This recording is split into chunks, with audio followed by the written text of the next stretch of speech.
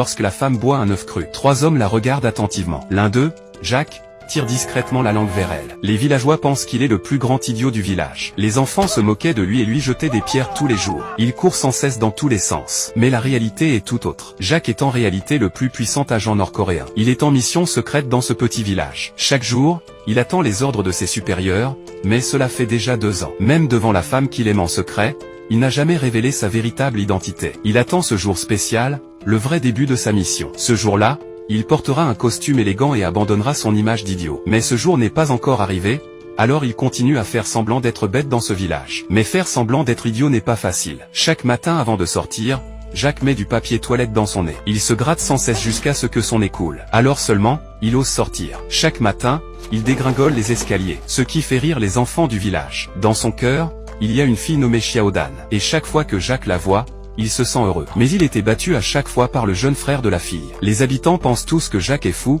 sauf la patronne de l'épicerie. Elle a recueilli Jacques. Depuis 2 ans, Jacques travaille tous les jours dans sa boutique. Quand une jeune fille vient acheter des cigarettes, c'est le moment où Jacques est le plus concentré de la journée. Il rédige soigneusement la facture pour elle. Et quand l'oncle Gros vient livrer les marchandises, ne le sous-estimez pas. Comme Jacques, il était agent infiltré depuis 16 ans. Jacques espère que l'homme apportera une mission. Chaque fois qu'il voit Jacques, il lui dit que c'est pour bientôt puis s'en va. Pour maintenir son image d'imbécile. Une fois par mois Jacques fait semblant de faire caca en public. Mais cette fois-ci, son geste a été vu par Xiaodan, la fille dont il est secrètement amoureux. Il avait le cœur brisé.